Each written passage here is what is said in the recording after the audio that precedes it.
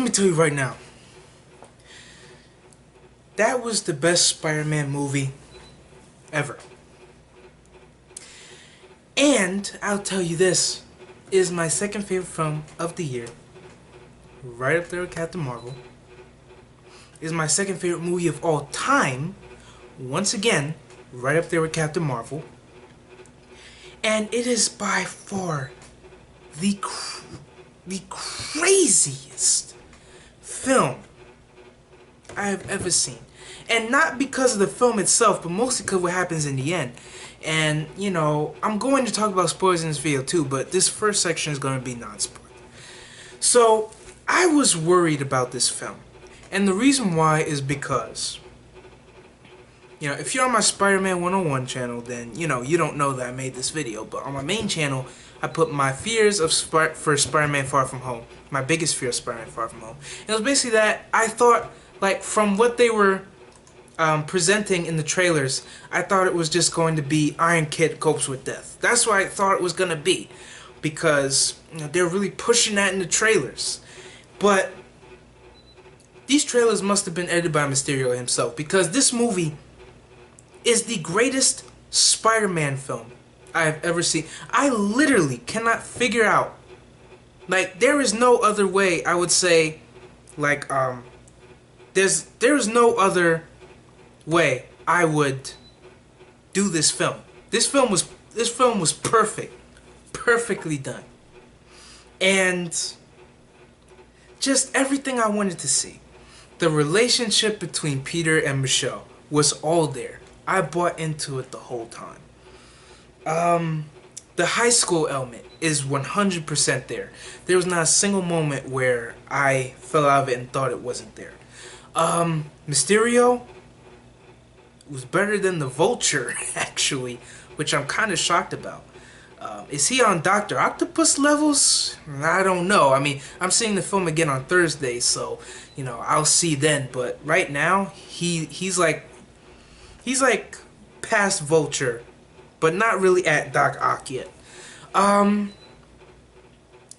MCU element, like I said, like the first one, it was sprinkled in. Not done too much like the trailers presented. It was just sprinkled in, which I absolutely love. Happy being basically Spider-Man's butler now. That I really liked. Just the film was well written. There's a scene in this movie that I'll talk about in the spoiler section of this video. There are a couple scenes where I was just like, oh my god. This is really crazy. And I was like, I'm telling you right now, hear me right now. If you're scared, if you're a Spider-Man fan like me, and you had the same worries that they were going to turn this into Iron Kid copes with death, they do not do that. Do not be fooled by these trailers. Actually, it's because of these trailers that I'm not watching. Like, after the first trailer, that's it. I'm not watching any more trailers for a film. Because of these trailers and how they duped me into thinking one thing. So, overall, there's not much I could say without going into spoilers. So, I'm just gonna say, this movie's a 10 out of 10. I loved it. In terms of my favorite films of all time, it's right up there with Captain Marvel in second place. In terms of MCU films, I think it, once again, second place, right up there with Captain Marvel. In terms of Spider-Man films, it's the best one I've ever seen. Even topping films like Spider-Verse, it topped that. In terms of Disney releases, I didn't think we would get a better film than Aladdin or Toy Story 4, but this film came in as like, get out of my way. And once again, second place up there with Captain Marvel. Because Captain Marvel really topped everything this year, all the lists, but, you know, Spider-Man Far From Home is like following the trend.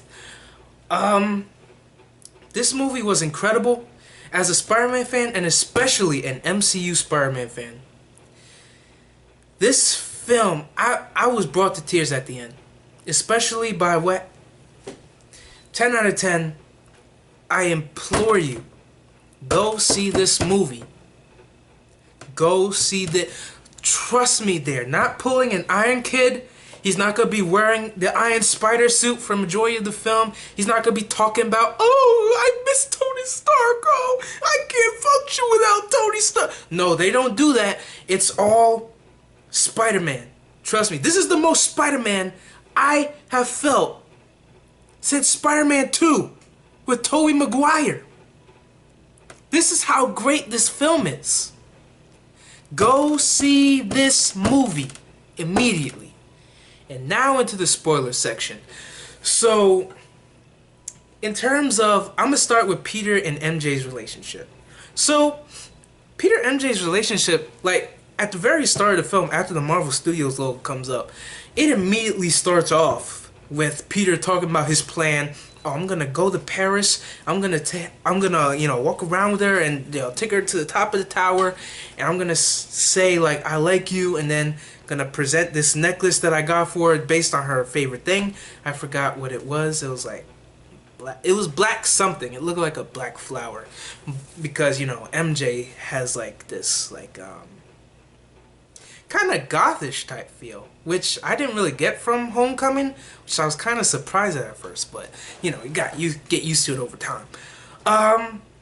So I feel like their relationship was very well developed, and once again, Tom Holland and Zendaya have such good chemistry, and I was so relieved because I heard rumors before it came out that MJ was gonna be the daughter of Nick Fury, and I was like, no, no, no, no, no, no, no. And then I was like, oh, thank God they didn't do that. But yeah, it was done so well. And there is a love triangle, surprisingly, because this guy comes in. He's like trying to get with MJ too. He's like, hey, I'm gonna get with MJ. And so we see that, like, even in the scene where Peter's given like the shield suit that he has with like the spider eye goggles. When he's changing into that in front of the lady in the cabin, he even walks in, surprising, like, what? He probably saw him go in there and was like, oh, I'm gonna expose him. But he sees him with his pants down because he thinks like she's gonna give him like a what or something. And then he takes a picture and he's full on ready to show this to MJ. He's like, you know what? I'm gonna take this picture. I'm like, you know what, man? And I know you like MJ. I see it. But you know what? I like MJ too. And she's got to know the truth. So, he goes there. Peter's like, no, no, no. I got to do something. And so he takes out the glasses that were given to him by, I forget who it was. It was, no, it was Fury. Fury gave him the glasses that Tony Stark left for him with the AI, which I don't know if I like this AI more than Karen, because like you could feel that Karen's presence was gone. Like I felt like I was hoping that they brought Karen back, but hopefully they will in the future. But as of now, Karen wasn't in this film, which is kind of sad. If you don't remember Karen, Karen was Spider-Man's AI from Homecoming. But yeah, so he puts his glasses on. He's like, look, I gotta stop him from like, exposing, like showing this picture to MJ. And so his intention is to get the AI to delete the image. What does the AI do? It sends a tactical missile right down to try to destroy the guy. I forget his name, but to try to destroy the guy that has the photo. And so Peter now is in this awkward situation where he's like, oh, I have to stop this. And so he's like messing with the driver because, the driver was with S.H.I.E.L.D. the whole time because, Peter was just like, oh, Peter was to Fury like, oh, I can't do this. I'm on a field trip right now. If I go with you guys and they see me in the suit, people are going to know that I'm Spider-Man. And Fury was like, all right. And then once he left, he was like, tomorrow, get that guy as a bus driver. We gotta get Peter, whether he likes it or not. But he's put in this awkward situation where he has to stop where he has to like have the bus like dodge these missiles coming at him. And then Peter does this whole thing where he jumps out of the bus, does this, and oh my god. But yeah, I got off track. I was going over the whole scene there, but it was just a really good scene. But especially the scene where not only the scene where, you know, they were walking on the bridge and, you know, MJ suspects that he's Spider-Man, but it was the scene at the end where Peter's defeated Mysterio. He's destroyed all the drones. Well, not destroyed all the drones, but he's, you know, requested all the drones to go away. And, you know, he's talking to MJ all beaten up. And, you know, they have their embrace, which that was where I felt their chemistry the most. In that scene and the scene where they're walking at night on the bridge. So their relationship was well handled. You know, Peter's relationship with Ned, you already know. Which Ned had a weird thing too, where he and Betty Brant were getting together. Now, here's the thing. On the Spider-Man app, I saw these images. I was like, wait, this can't be right. As I wait for it to load, I'm just gonna say, you know, him and Betty Brant had this like weird romantic relationship. By the end, it didn't even go anywhere because they ended up breaking up. And so, you know, that was a funny comic relief for it all.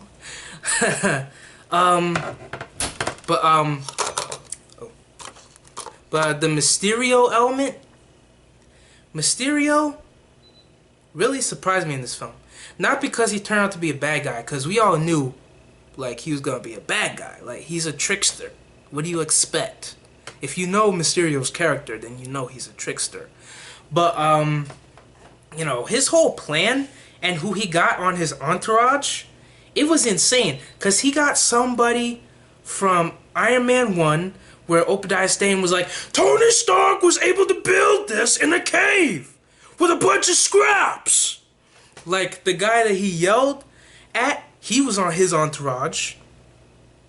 I forget what, but there was another character from the grand scope of the MCU who was also on his entourage. And it was insane. It was insane. Insane. But, and the illusion scenes. Mysterio's illusion scenes. Like, when he has, like, my boy Spidey seeing all these illusions. Not only was that visually stunning, but it was probably one of my favorite scenes in the film. Like, just the way that it was done, how it was handled. Like, it was great, and it's not something that we've seen in a Spider-Man film before, a scene like that. So, yeah, I absolutely love that scene, and I can't wait to see it again on the big screen. Spider-Man himself. Let me tell you something right now. Spider-Man in this, if you had suspicions that they were gonna, you know, keep foreshadowing the whole, you know, Tony's son, all that, it doesn't happen. Like, yeah, Tony leaves Peter with this stuff, like, in his untimely death. But it's not like, oh, I left this for you, my son. It's not like he was gonna read the note and then Tony Stark was gonna be the one to say, with great power comes great. No. It's just he's left stuff, but you know, that's really all the extent of it. And Peter has really grown up this time, cause in Homecoming, you know, he was like the, you know, he's like the kid, you know, he's having fun, but he doesn't get the full ramifications of being Spider-Man yet. In this one, he gets it. I can tell you right now, he gets it. Because when he was, not only when he was like fighting with Mysterio, because in that part of the movie, he was like in conflict with himself. He was like, you know, I want to live a normal life. I want to be on this vacation and tell MJ how I feel. But at the same time, with great power comes great responsibility, and I have to help Mysterio and Nick Fury and Maria Hill stop the Elementals. Which don't end up being real, by the way. They're all part of the illusion. But, like, Peter in this film has a greater sense of maturity that I think we've seen in a lot of him in the MCU, which I really admired. And when I saw him on the screen, I was like, man, this really is like Tobey Maguire and Andrew Garfield did a fusion, and it birthed Tom Holland's Spider-Man. Because when I was watching Spider-Man put that work in, when I was watching Peter put that work in, I saw them both Tobey Maguire and Andrew Garfield in one. I saw them both in him. And I was really happy with that. Especially during the scene where Peter's like, you know, like he's really getting beaten up. Like, he's trying the best he can to destroy these drones so he can get to Mysterio and stop him. And you could see, like, he's using his smarts, he's using his intellect, he's doing, like, all these things at the end, and man, and plus his spider sense is actually working this time. I mean, like in the film they call it Peter Tingles, but don't worry about that. That's only a temporary name. But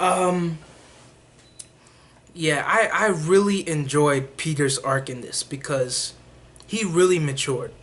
He really matured. And one of the things that I was upset about is that, you know, Peter doesn't build his own suit. But in this film, he builds his own suits. He builds his own suit, without a doubt. And he uses his smarts as well to craft it. Yeah. And I really enjoyed that. I really enjoyed that. Going back to the whole Ned and Betty Brant thing. So the Spider-Man app has been up for a little bit, and I was seeing pictures like this on the Spider-Man app. And this one is fine, but they're still together.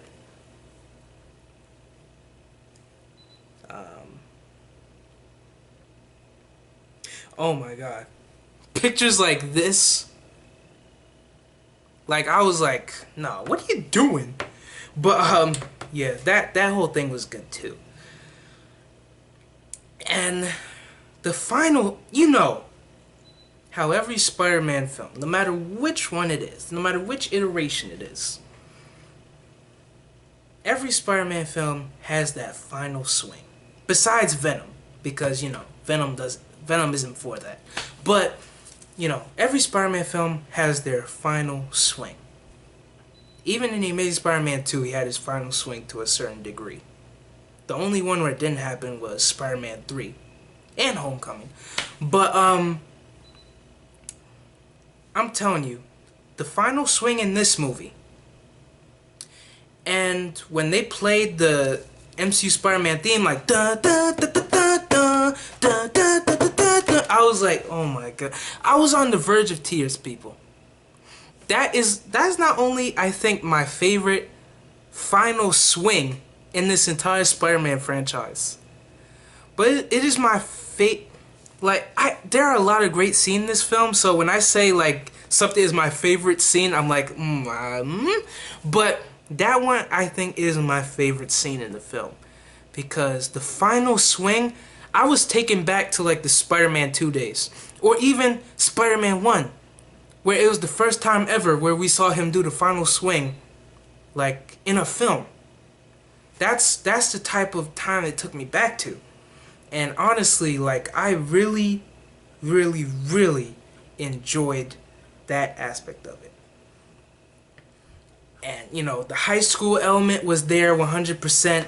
I never once thought that it was gone at all, because, they don't spend a lot of time in high school in general, but they do go on a field trip, and, it still has that feel. So, yeah. Now, that leads me to the end credit scenes. Or end credit scene, because the other one just has... Well, I'll talk about that one too, but this first one needs to be talked about. So, as I'm sitting there in the chair, in absolute disbelief as to how great Spider-Man Far From Home was, the end credits scene comes on. We see Peter swinging with MJ in his arm, hanging on to him, kind of like Tobey Maguire and Kristen Dunst and how they did in the first film.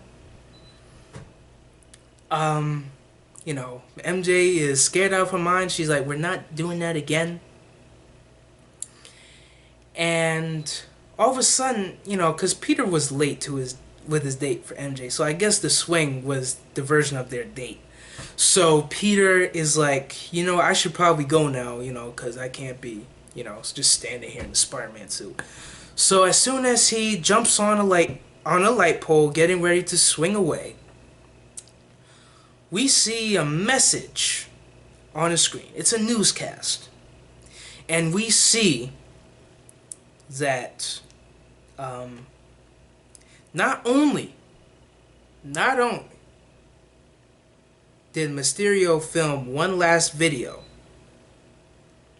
before he died, and he spun the story to where he's like, Spider-Man was the enemy the whole time. He was trying to unleash the drones onto the world. He was trying to get you guys. He was trying to be like, he said to me that he was trying to be the next Iron Man for some reason.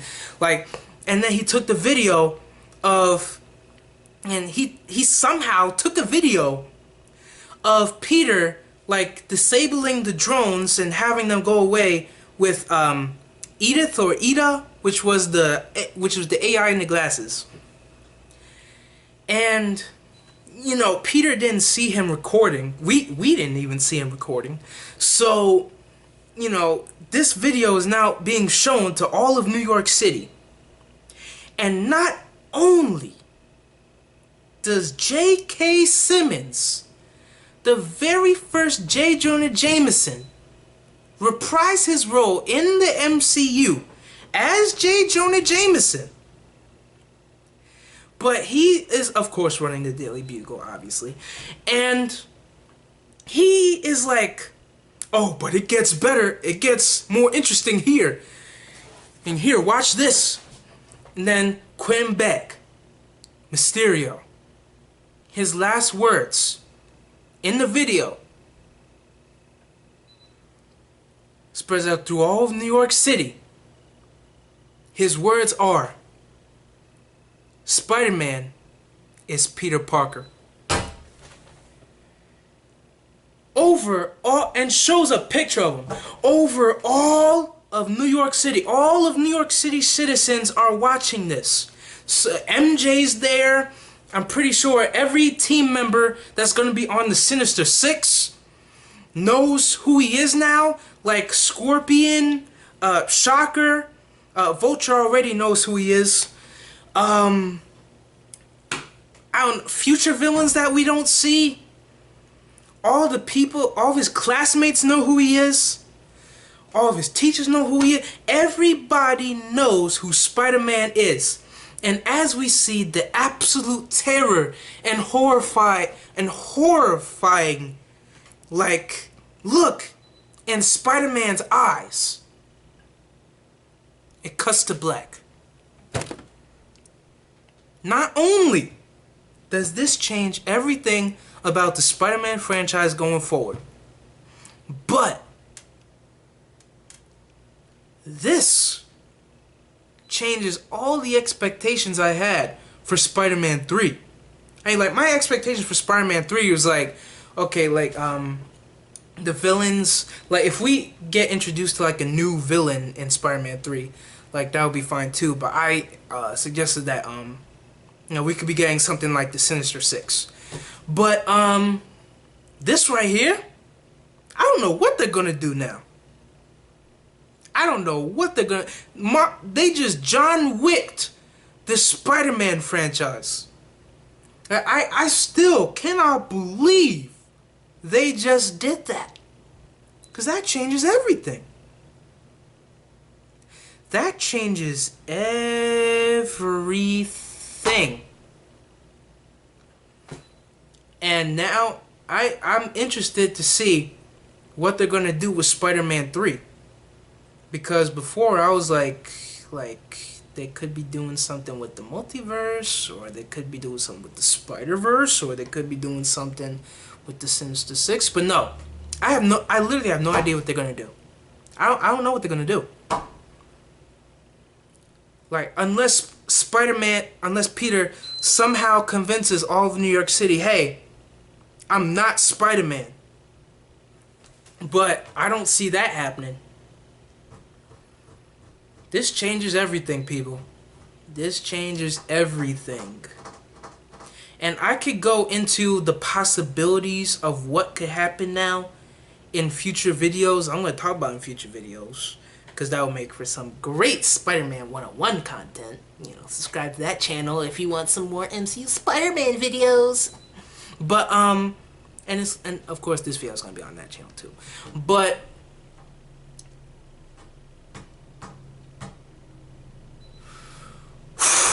that's insane. That was insane.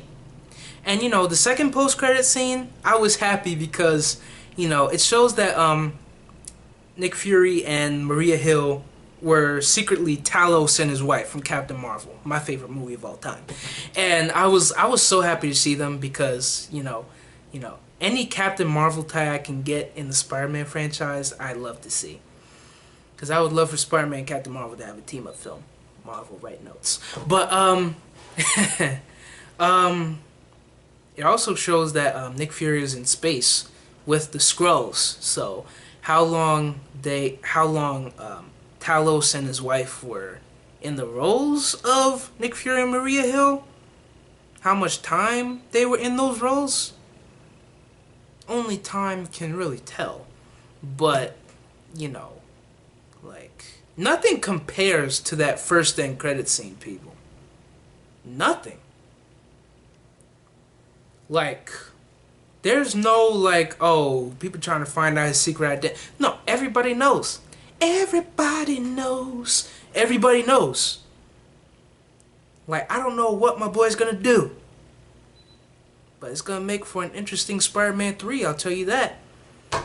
I'll tell you right now, this film, like I said before, my favorite Spider-Man film, my second favorite film of all time, right up there with Captain Marvel, my second favorite MCU film, once again right up there with Captain Marvel, my second favorite Disney release of the year, right up there with Captain Marvel, and, you know, it's this movie's great. Go watch it. I'm not gonna talk about anything else here because everything else I will save for future videos. So, yeah. Go see this film. I'm SpiderFan101 / Spider-Man 101 saying peace.